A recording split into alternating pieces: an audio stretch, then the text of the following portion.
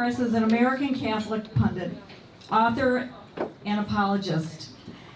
He's president of St. Michael's Media and Church Militant, a media enterprise established to addressing the serious erosion of the Catholic faith in the last 50 years.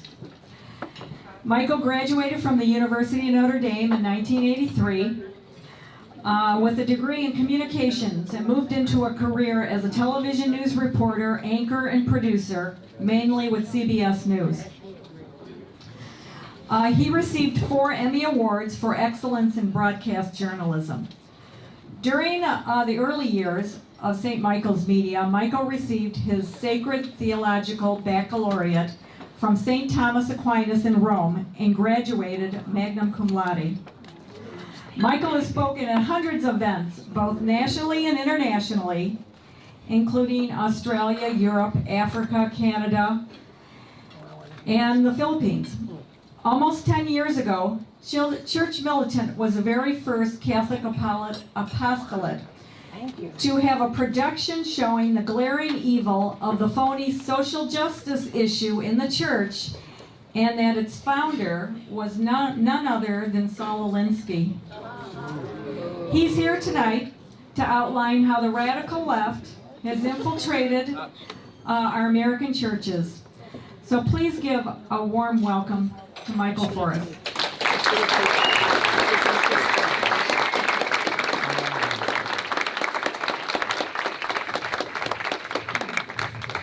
Thank you very much, everybody.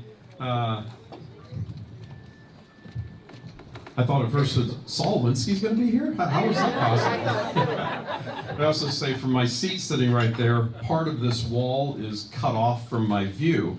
So as I was sitting there looking at it, I was like, Big Tommy's Commie Club? Are you guys in the right place? That's Democratic National Headquarters. Just very quickly, for the it's easier, I suppose, if I just go. Are any of you familiar with our work at Church Militant? Okay. Right. Thank you. For those of you who are not, we founded Church Militant as an online video production corporation to talk about the, as we said in the introduction, sort of the demise of the faith, Catholic Church specifically. But also to encourage people to live good, holy lives and get to heaven. So, my career in news, I was actually, how many of you are familiar with the Hall of Shame on Channel 2? Yeah, I started that.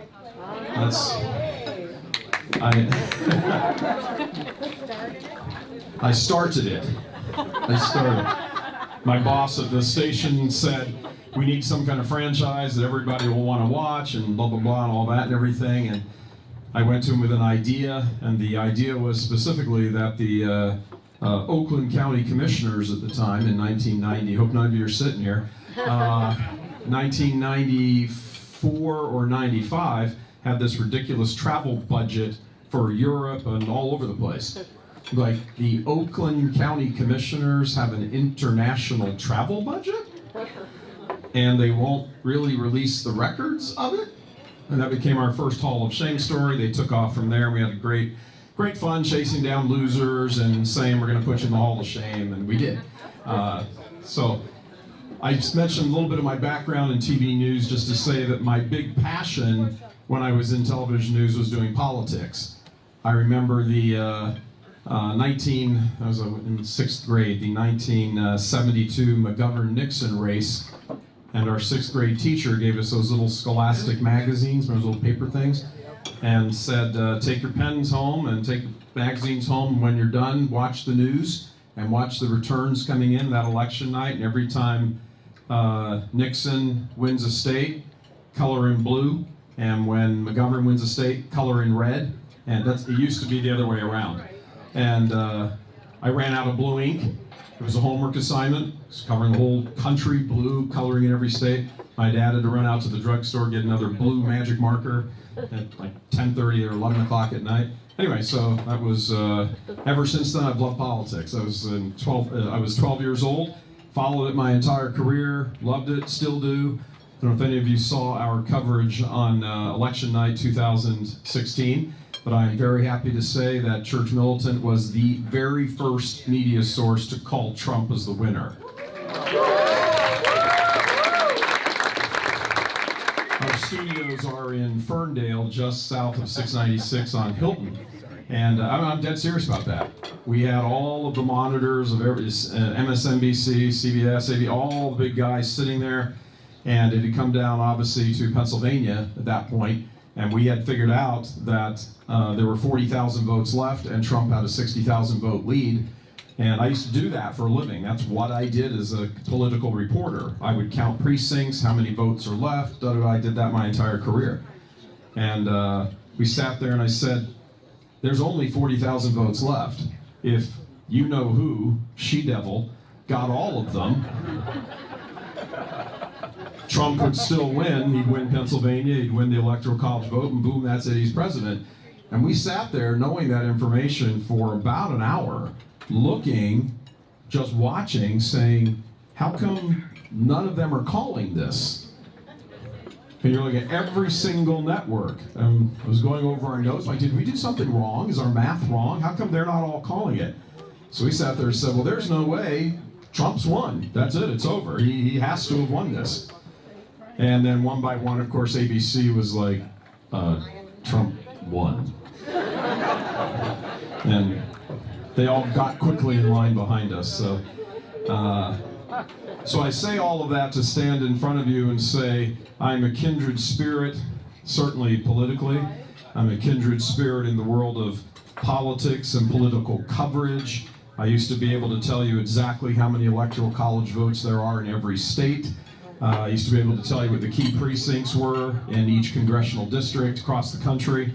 So I understand politics. I love politics. I love the process of politics. It's always fun. We had a few thousand people tuned in watching us that night. I think I've met every one of them, traveling around the country. I watched you. I stayed with you for those 9 solid hours. And we were saying prayers during the returns when things were weird in Florida. We kept saying, okay, let's take a break here and let's say prayer. We're the only network coverage stopping election coverage to pray to heaven that the switch go back.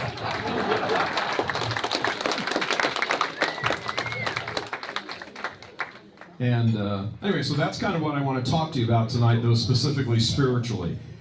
The problem in the country right now is not a political problem. The problem is something that shows up in politics, but it's not the root of the problem. The root of the problem is a moral, spiritual problem in the country. That's the issue. Now we're going to get into things. I hope you like me, because after this you probably won't. The real problem is that within conservative circles, politically conservative circles, there is a gloss over some extremely important issues. And there are deep differences in the area that matters, which is the spiritual and the moral. That's where the issues are, and yet no one who is a political conservative wants to really go out there and venture out into that minefield. Now, I don't know about you, but when President Trump came out and said, oh, it's great, the whole LGBT thing, blah, blah, blah, it's like a dagger going through. But nobody wants to talk about these in conservative circles. Nobody wants to talk about the differences that are probably right here in this room. The problem with the great American experiment and how we have gotten to a point where you can talk about these stupid transgender bills and bathroom sharing and suing people because they won't make a cake, to celebrate your sodomite wedding, is because political conservatives have not been unified theologically.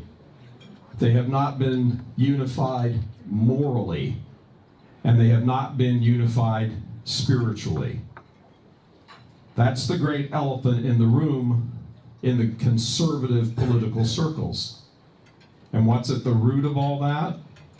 Well, certainly religious differences. But even more so, there has been an absolute refusal among political conservatives to talk about the one issue that would solve all the problems in the United States.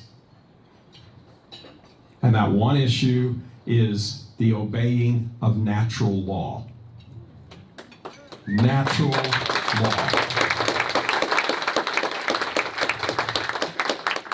Now, why are people not wanting to talk about this?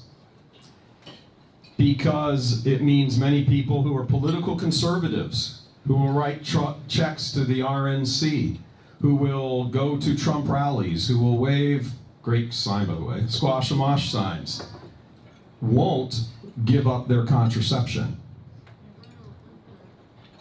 They will support abortion maybe in kind of little rare circumstances. They are not so bothered by the whole LGBT thing. They don't like it really being jammed down their throats. But, you know, kind of live, let live, almost sort of a libertarian approach to it. You know, just don't have your big gay parade down my main street. But if you want to do all that stuff, that's fine. Just keep it in your bedroom. That's not a moral stand. That's a complete cop-out. That's a complete cop-out by social cowards. But nobody in America wants to talk about this in the politically conservative side, because you know what would happen? All those fissures would open up. Every single crack would appear. And if your entire reason for being as a political organization is simply to prevent the Democrats from winning, well, how is that any different than the whole thing keeping the Democrats in, you know, juiced up is just defeat Trump? We don't care if we have to elect Godzilla, just defeat Trump. You have to stand for something. And what you have to stand for is natural law. Now, many of you may go back and remember the Justice Thomas, or at the time Judge Thomas, hearings for the Supreme Court. He started arguing natural law at his confirmation hearings. And the Senate Democrats jumped down his throat, and they were accompanied by a number of Republican senators as well.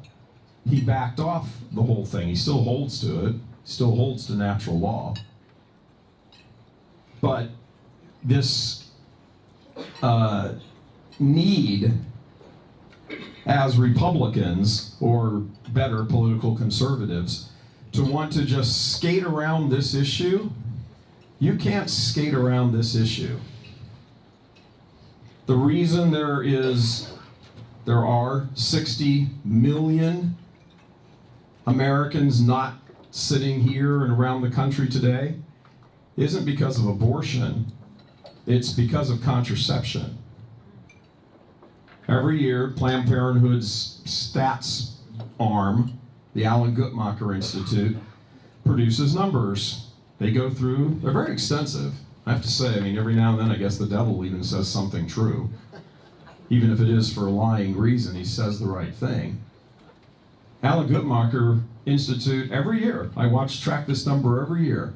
Somewhere between 50 and 60% of every single abortion was just failed contraception.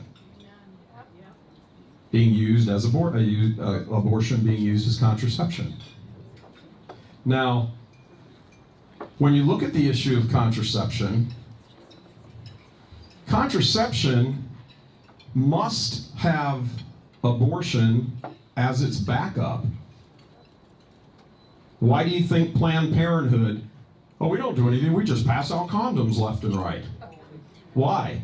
Because they know the more, so to speak, sexed up a nation or a culture is, then the more sex people are going to have. And the more that's going on, the more the contraception is going to fail, because there's a failure rate for every one of them, whatever the method. And eventually, they generate all kinds of business. Now, that's not Michael Voris's opinion. That's not Church Milton's opinion. That's the opinion of the U.S. Supreme Court in 1992 in Planned Parenthood versus Casey. They said, we must keep abortion because so many people have organized their lives. This is the Supreme Court decision, very closely paraphrased. We must keep abortion because so many people have organized their lives around abortion as a backup for their failed contraception. That's the United States Supreme Court that said that. So, if you're talking about natural law, you don't get to pick and choose which aspects of natural law you're going to back up. Contraception is against natural law. Now you want to be really uneasy? Getting there? Starting to feel a little sweaty underneath? For people, why do you think there are LGBT parades up and down the culture, every street, Main Street? Why do you think there's an entire month dedicated to this? Because you cannot tell one segment of society that happens to be attracted to the opposite sex that you can have as much sex as you want.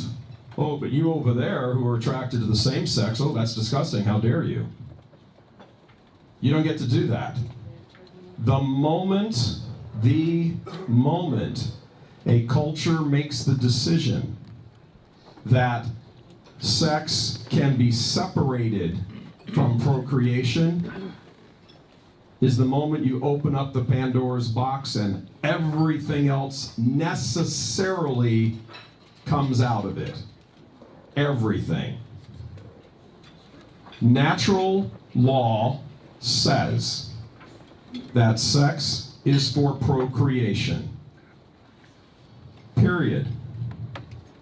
And the instant you start making all these other exceptions, and oh, well, we're going to wait until we have enough money. Oh, we want a new boat. Oh, we have to do, maybe 2 kids is sufficient. You have already set your foot on the path of a culture that will commit suicide.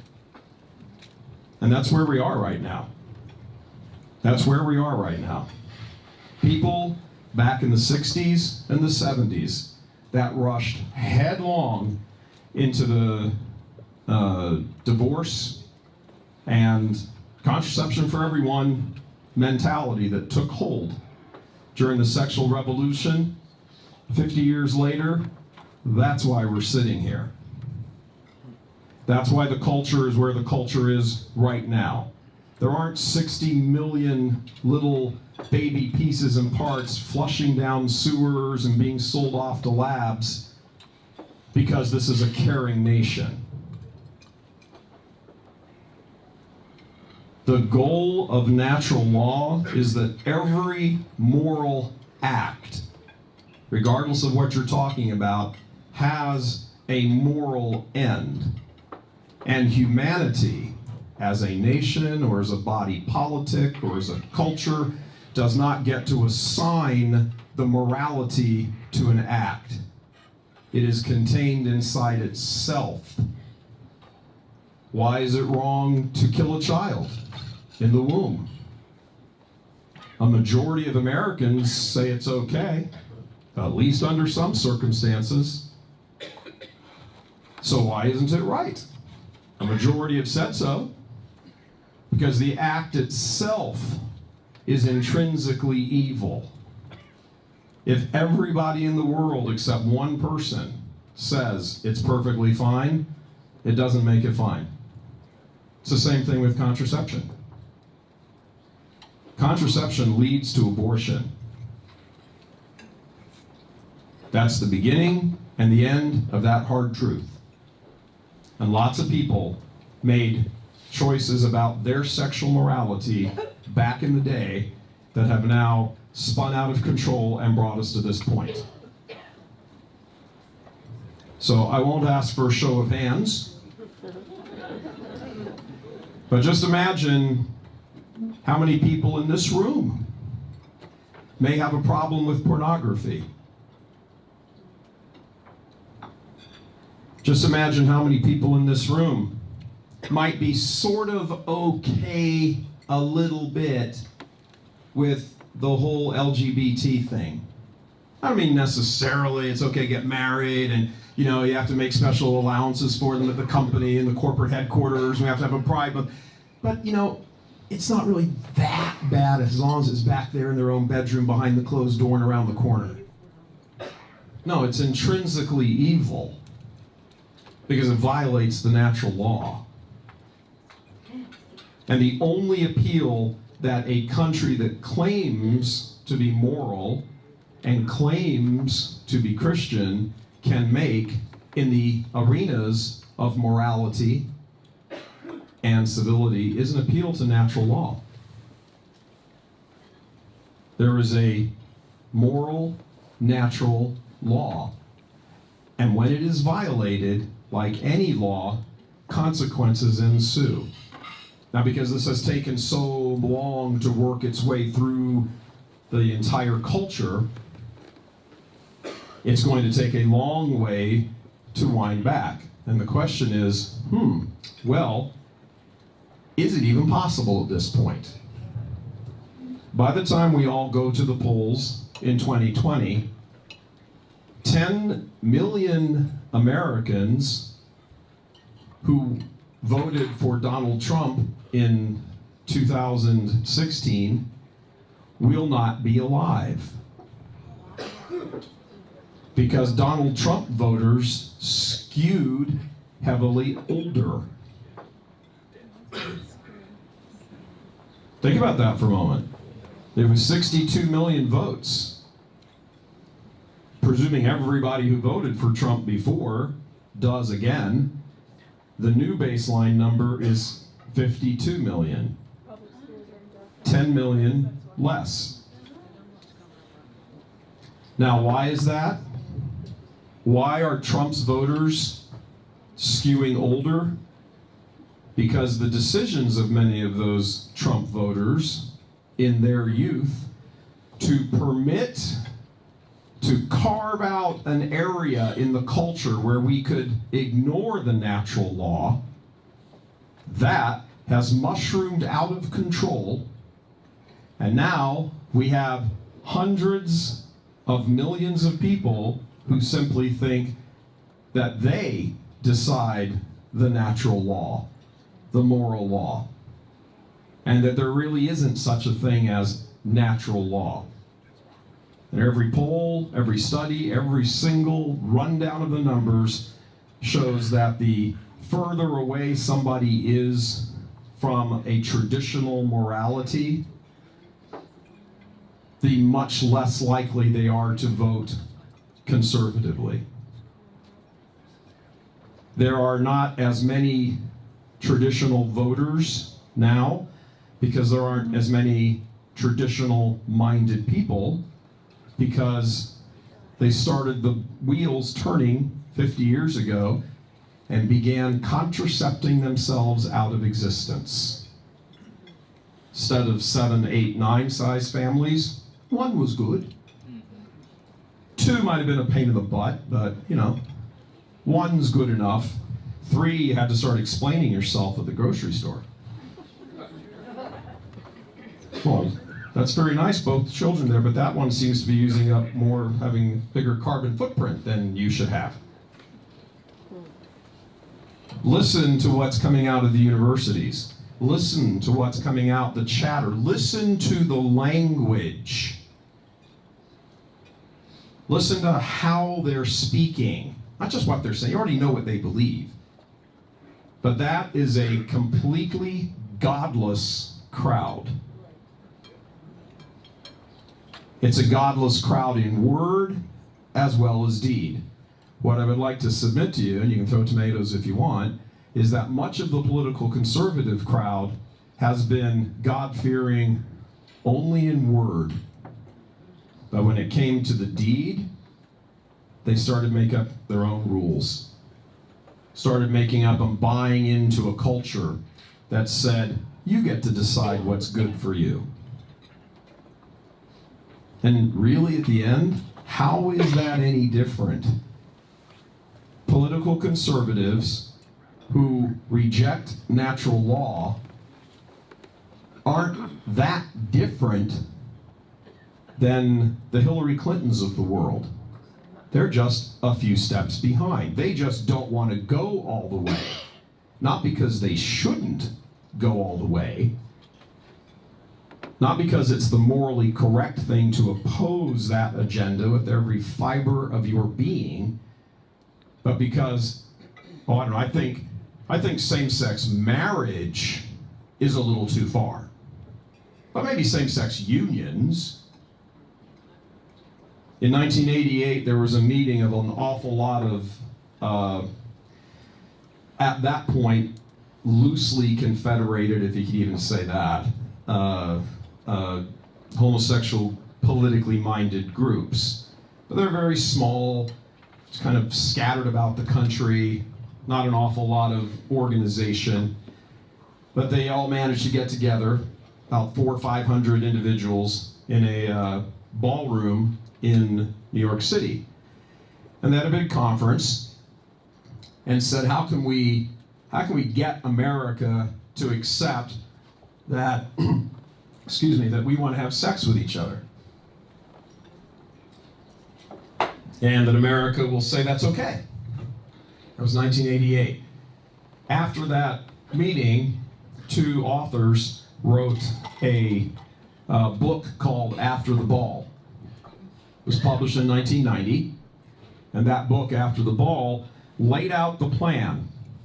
It was a 13, I think, or 14-step plan on what we're going to do. And also, I do an awful lot of research because of what I do and just my past and studying and research. I do this stuff in my sleep. This is an aside, but every single evil force, political, cultural, military, whatever it is, before it moves forward, they always write a book. They always write a book. And they say in the book, this is what we're gonna do. And they do it. Mein Kampf, Rules for Radicals, After the Ball, Obama's, whatever, Getting High with My Father, or whatever it was.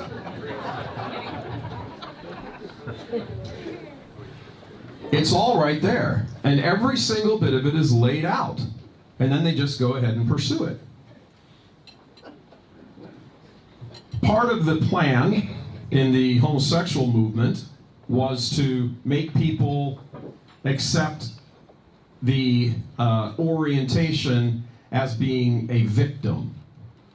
Because Americans love an underdog. Americans love underdogs. And so whoever the victim is, whoever the person is, that everybody should rally behind. And the second point in their list was to make sure that the media became very favorable to their cause. And having worked in the media for my entire career, I can tell you they are extremely favorable to the cause. The largest trade association in television news is the Lesbian and Gay Journalists Association. The largest group, trade association in all of media. So, lots of people just kind of asleep at the switch, going, oh, it's okay. I'm not talking about the people. I'm not saying the individual should be taken out and hung and burned at the stake. I'm talking about the principle, the underlying principle. Because lots of political conservatives rejected natural law and said, this is okay. If I want to use my contraception and my wife or my girlfriend or whatever, and we're going to do our thing, how can you stand up and say, oh, but you can't? So the culture was conditioned by the actions of people 30, 40, and 50 years ago who simply embraced a rejection of the natural law in the area that pertained to them. So how can you turn around and say, well, wait a minute, in your area you must accept the natural law? No, we either all accept it or we all reject it. And that's how you can have President Trump. I voted for him, support him, all this stuff and else. That's how you can have President Trump stand there and say, no, I'm pro-life. I'm pro-life. Absolutely. I'm pro-life. Unless the child was conceived through the violent act of rape. It's a violation of the natural law. That's not that kid's fault. Or incest. And I'm all for let's make America great again, and let's do all of this, and let's do everything we can and everything, but if these guys over here want to have sex with each other, that's perfectly okay. What made America great? What made America great was not its economy, was not its natural resources, it was none of that. It was an adherence and a clinging to and an embracing and a living by, as a people, the natural law. Until the 1960s hit. And then everybody wanted to have sex and run wild, so now let's start making exceptions here and there, and the whole thing began to fall apart. And how much has it fallen apart? You're sitting in a room right now, starting to talk about, getting revved up for an election, where you're going to go out and work for a candidate who, ostensibly anyway, work for a candidate who opposes the other candidate who thinks that drag queen story hours should be read to your 4-year-old grandchildren. That people sitting there promoting sodomy should be elected president. Rewind 50 years, not even on the radar. But this is the reality of where we are now, because you cannot pull one thread from a garment. Remember your mom telling you that? You're like, I got a thing. Don't touch that! Just call out the National Guard. Don't touch that thread! The whole thing will fall apart. Well, here you are. You pull on the one thread that bound the entire country together, which was an adherence to, an understanding of natural law that we understood. Even if you couldn't necessarily express or articulate what it was, we understood that it existed. You don't do these things because. And you do these things because. And it's hard to make a political argument that abortion is a bad thing all the time when a culture has been conditioned to always look for the exceptions. Sex should be between just a married man and a married woman who have never been married before for the procreation of children. Oh, that's ridiculous. That's ridiculous. But that's natural law. And look what happens to a culture when that natural law is disobeyed. You're all sitting here trying to beat back the odds of a culture coming apart at the seams. Completely coming apart at the seams. And if this isn't done in this election, the next election, 2024, there will be 10 or 15 million fewer. As the ranks of we don't believe in God, we don't believe in natural law, we don't care about any of that stuff, those ranks grow. While the ranks that I would generally say most of you are in continue to shrink. There will be a tipping point. Now, 3 times in American history, the one candidate has won the Electoral College who has not won the popular vote. Happened way back in the middle of the 19th century, and the difference in votes was an incredibly small number. It has happened twice in this century, since 2000. And both times it was the Republican who won the electoral vote, Bush, and now Trump. Because the numbers, the raw numbers, which is why the Democrats are pounding on their chest. Get rid of the Electoral College, just go vote for vote, one vote, who cares? We don't care about that history, about the Constitution, everything else. Come on, because we know we've got the numbers. It's That's all he wants. We got the numbers, just raw numbers. But even with the Electoral College, they are beginning to get the tip. Hillary won the popular vote by over 3 million votes. By over 3 million votes. Now, there's 10 million less Trump voters than there were. There will be at the 2020. My father, God rest his soul, is one of them. He understood every single thing I'm telling you. Agreed with it 100%. That a country, a nation, a people that will not submit to the natural law will suffer the consequences of that rejection. The natural law remains. It's like God. The whole world can reject God, but that doesn't make God disappear into oblivion. God said, I have written my law into your hearts. And when you reject that law, you reject God and a correct understanding of God. I'd like to wrap up with one thing here. Now, there was prior to the sexual revolution, even though there were theological differences between Catholics in the United States, the Catholic Church in the United States, and all the kind of multiplicity of Protestant denominations, theological differences, there was an adherence to the natural law. Whether Protestant denominations would want to admit it or not, prior to 1950, 40, and back, we all lived by the same Catholic teaching when it came to morality, specifically sexual morality. Divorce was absolutely out of the question. Contraception, under absolutely no circumstances. All of this. And all Protestant denominations accepted all of this also. They accepted Catholic moral teaching in the realm of sexuality. And that's what bound us together as a country. And the Catholic Church didn't invent natural law. Catholic Church just say, hey, we're teaching you that natural law that comes from God. That's all been rejected.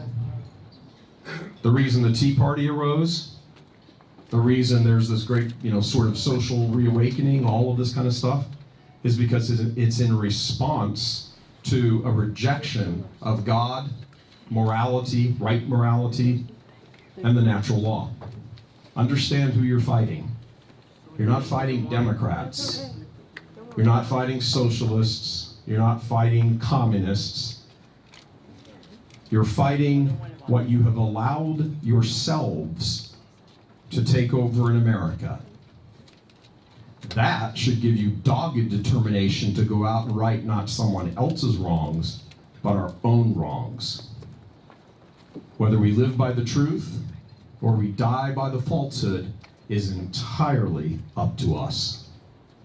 Thank you very much.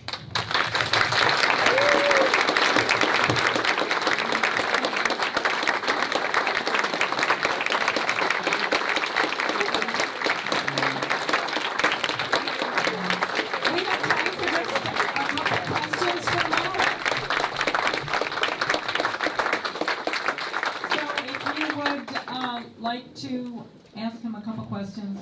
We just have like 5 minutes.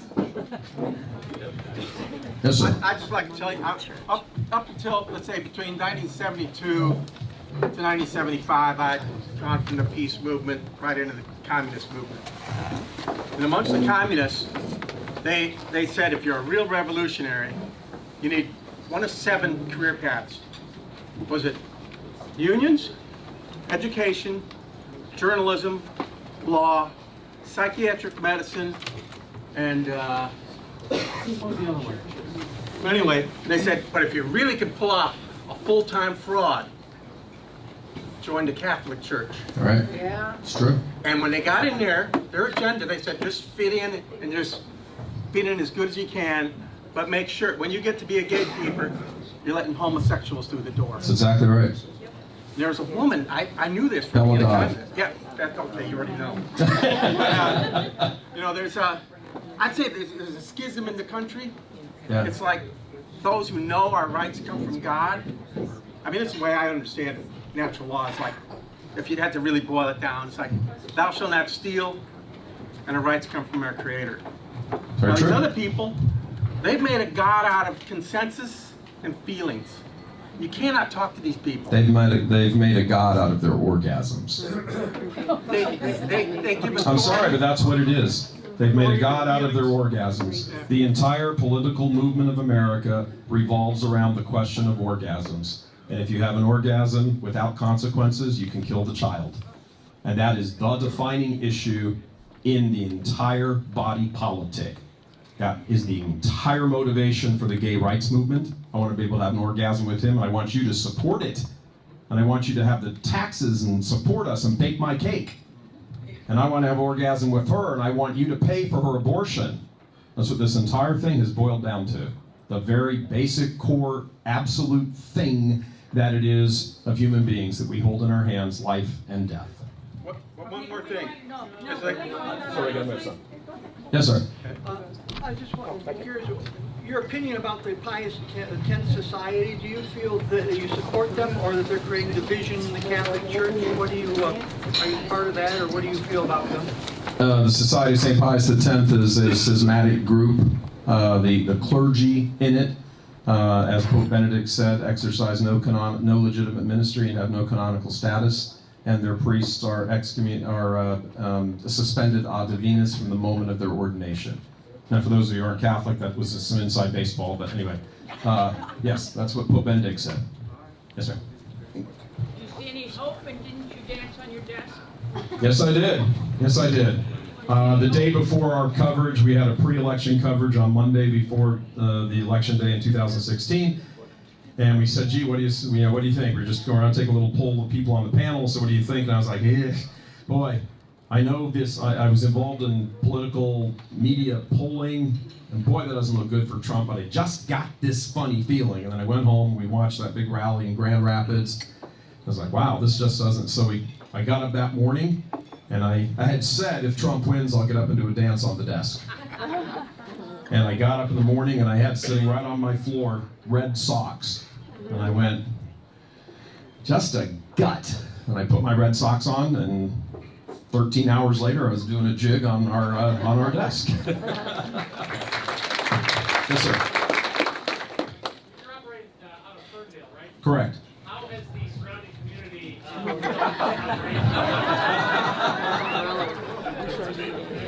Asked and answered. We're not particularly well liked, but you know, that's so far we've just had a sort of a retired Antifa party rally in front of us saying that we hate immigrants. I was born of an immigrant mother. Two of our on-air personalities are both immigrants. So as usual, it makes no sense. But when you give up God, you give up the source of rationality. You lose your intellect, and you lose the ability to reason correctly. Yes, sir. I'm going to say, if you don't mind. Sure. I'd like to have your comment on the war between cultural Marxism and Christianity in our country. We were founded on Christian principles. We since have encountered Marxism, cultural Marxism, and since then, 60 years ago, it started turning over. And comment on it in the public school system, please. Well, sure. The public school system, both tiny students and college-age students and everywhere in between, are the objects of that. The whole idea was to seize the institutions. The founder of the Italian Communist Party, Antonio Gramsci, made reference to seizing the institutions. He went to Moscow to tell Stalin that how Stalin was going about doing it, just violence and burning things down and executing people would never work. That eventually the human spirit would come up and rebel against that. He said his plan, Gramsci's plan, was much better, but it would take much longer and you wouldn't see it. and he had to get hold of the various institutions. A German student during the German student protests of the 60s and early 70s came up with the expression, the long march through the institutions. That's not Gramsci, but it references Gramsci's thought and his philosophy. And that's what's happened. We've grabbed hold of every single institution. Take a look at, go back and do a little study, a little homework assignment for y'all, because Tea Party people are smart. So go home and look at the names of the 9 judges on the Supreme Court in 1973 in the Roe v. Wade ruling. Look at the 7 who voted in favor of child slaughter, and then go back and trace their lineages to the law schools that they went to. Stanford, Yale, and Harvard. And those are the 3 sites that the entire communist infiltration, the Marxist infiltration, happened on their faculties. And that was in the 1920s.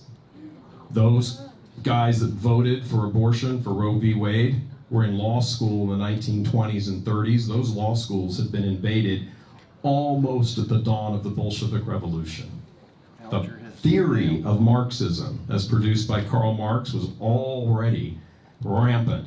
That's why a pope wrote against it before the Bolshevik Revolution even happened, because all of the underpinnings were already there. Pope St. Pius X wrote against it in 1907. And then, 1907, and then produced an oath against it. Theologically, he called it modernism, but culturally, it was Marxism. Do you see any circumstances under which the current pope might be forced to resign his seat? No, What nothing. You can't force a pope to I resign. know, but what can practicing Catholics do about it? And can we do anything? Are we powerless? Say your rosary every day? Offer your rosary every day for the good of the church? Do you fast? Do you abstain? Do you go out and evangelize? Do you stand up in front of crowds and tell them stop using contraception is wrong and it's murderous to a culture? You got to speak the truth, and you got to be willing to be the last person standing to do it. That's how this nation was founded politically, and that's what every single martyr and saint in the church did. Sometimes they were the only person. As England was being, the dowry of Mary was being stolen by Henry VIII, he seized 1,000 monasteries. He ordered the deaths of hundreds of Catholic priests and religious, and only one bishop in the entire country opposed him. He chopped his head off, St. John Fisher, and only one in the crowd of the elites opposed him, Thomas More, St. Sir Thomas More, and he chopped his head off. That's how you convert people. That's how you stand for the truth. And, you know, on that score, what does the Son of God say? Wide is the way and broad is the path that leads to eternal damnation. Narrow is the way, small is the gate that leads to salvation, and few there are who find it.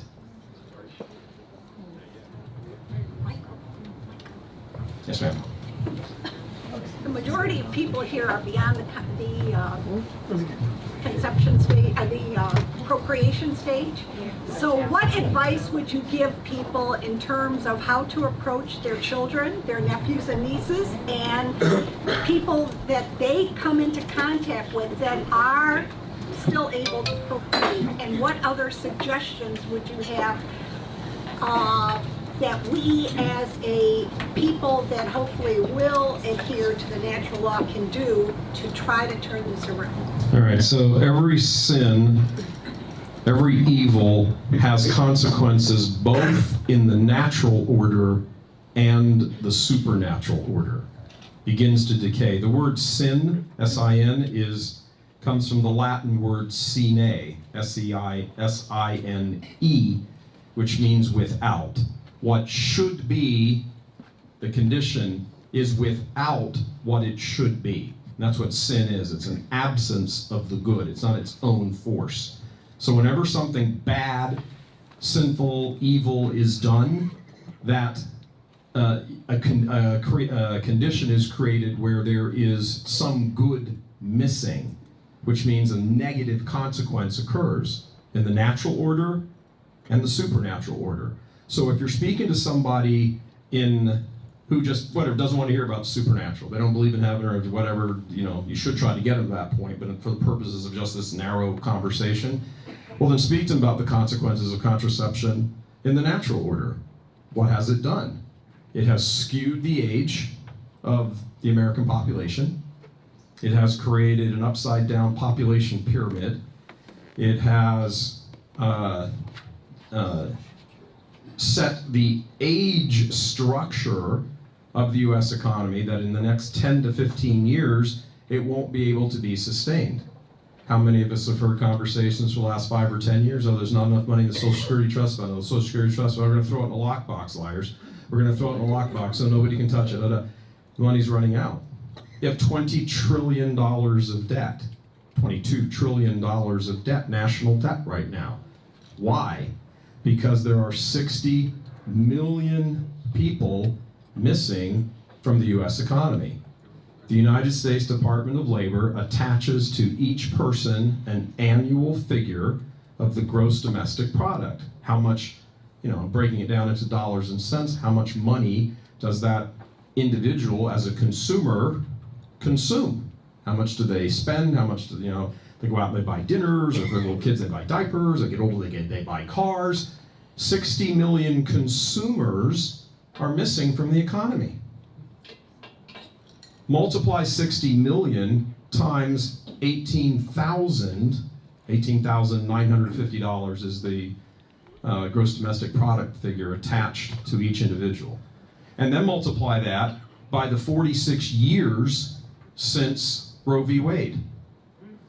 Carry that dollar figure out, comes out to pretty close to $25 trillion missing from the economy. We now pay almost 1/4 of our money, almost 1/4 goes to pay interest on debt. You know who's holding all the debt? China. Contraception on the natural order. If there was no God, if none of that's true, we just, we're born, we run around, we spend money, we drop dead. If that's all there was, just that conversation alone, right there, you are destroying the economy by shrinking and skewing the age of the population. Now, the shrinking in raw terms hasn't quite happened yet. We're probably going to get to that precipice right about the year 2030, where at this rate, the raw numbers of Americans, what's the population, that rate reaches the top of the mountain and then begins to decline. America, for the last 3 years, each year for the last 3 years, has each year had a lower and lower and lower birth rate. The American population is now reproducing at a rate of 1.4 children per childbearing woman, when it needs to be 2.1 to be just the replacement rate. And why? Because there are hundreds of millions of Americans who were just never born, because the orgasm was more important than the culture.